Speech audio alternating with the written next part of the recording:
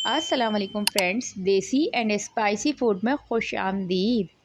वैसे तो पुलाव आपने कई तरह के खाए होंगे और बहुत सारे पुलाव की रेसिपीज़ मैं आपको पहले भी दे चुकी हूँ जो मेरे चैनल पर मौजूद हैं।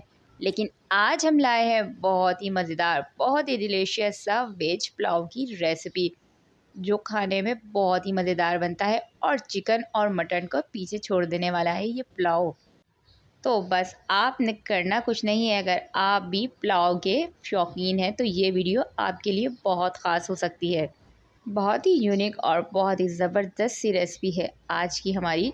तो आज की वीडियो को आपने बिल्कुल भी नहीं करना है और लाजमी एंड तक देखना है।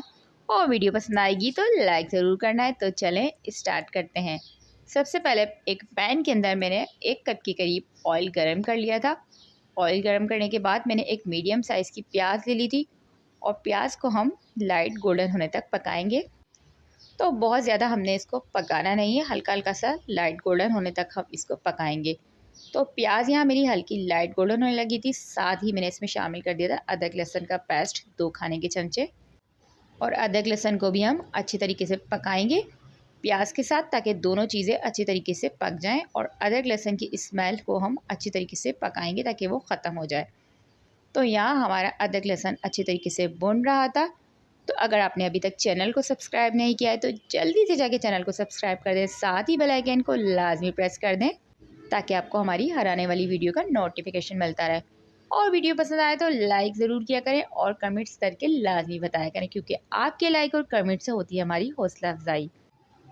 तो यहाँ पर अदरक लहसुन भुन चुका था। साथ ही मैंने इसमें शामिल कर दिए हैं आलू जो मेरे क्यूब्स में कटे हुए थे। तो आलूओं को शामिल करके हम 1 मिनट तक और मज़ीद इसको आलूओं को अच्छा सा कलर आने तक पकाएंगे। तो बस ज़्यादा मेहनत नहीं लगती, झटपट में हमारा ये पुलाव बनके रेडी होता है।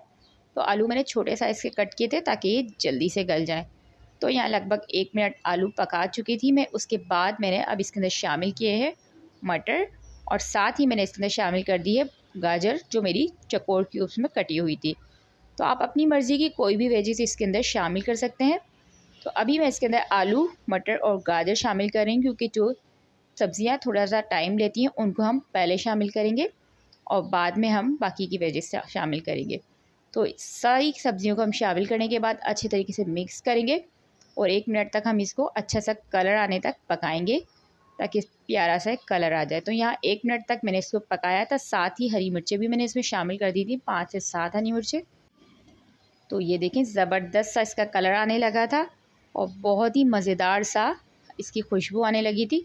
तो बस अब यहाँ पर हम इसके अंदर शामिल करेंगे कुछ स्पाइसेस।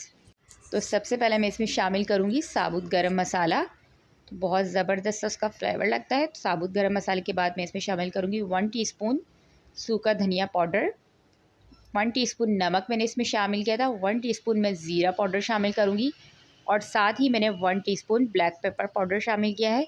और अब मैं इसमें शामिल करने लगी हूँ 1 टीस्पून सौंफ का पाउडर। तो ये सारी की सारी चीज़ें आपने लाजमी इसमें शामिल करनी है।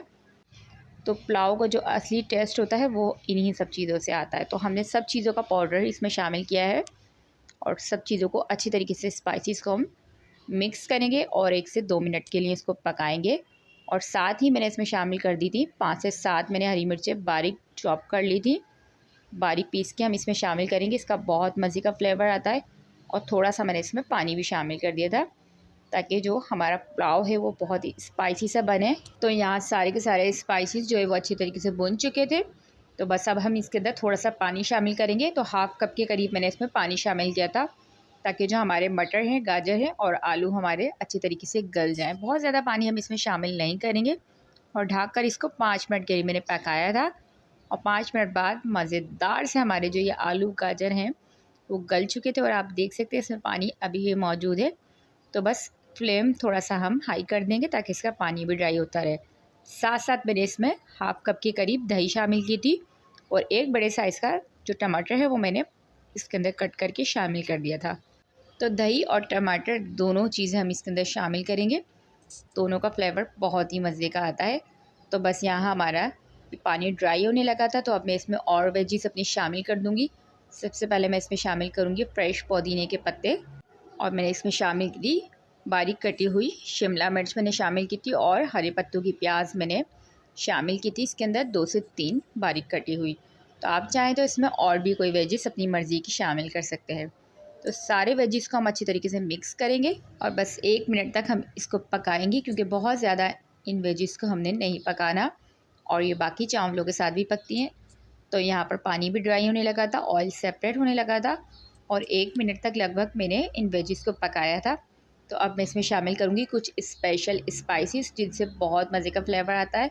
तो सबसे पहले मैं इसके अंदर शामिल करूँगी 1 टीस्पून भर के चिकन पाउडर।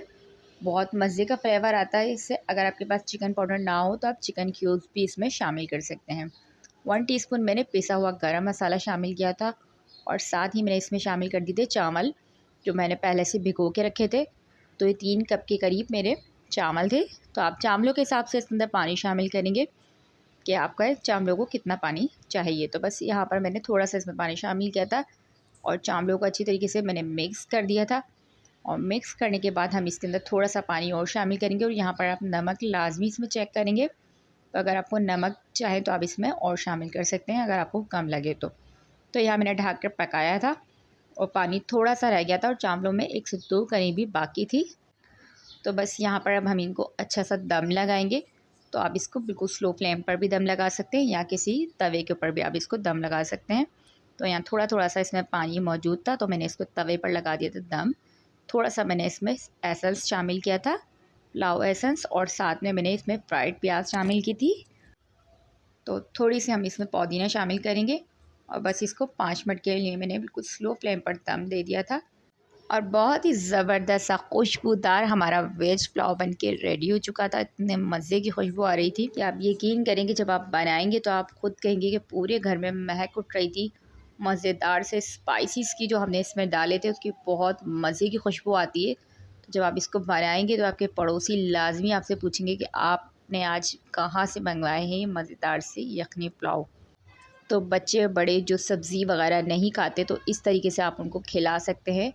मज़ेदार सी वेजिस पुलाव के साथ आप इसको बना के जब खिलाएंगे तो बहुत ही मज़े ले लेके खाएंगे, क्योंकि ये बहुत ही मज़े का लगता है। फ्लेवर इसका बहुत ज़बरदस्त होता है। अब यकीन करें कि ये गोश्त के और चिकन के पुलाव से कई गुना ज़्यादा मज़े का बनता है और इसी रेसिपी से आप इसको लाजमी ट्राई करें। तो यहाँ मैंने इसको सर्व कर दिया था और मज़ेदार से आप इसको रायता सलाद के साथ चटनी के साथ आप इसको सर्व करें। बहुत ज़्यादा मज़े का बनता है और बहुत क्विकली बनता है, ये बिल्कुल भी मेहनत नहीं लगती।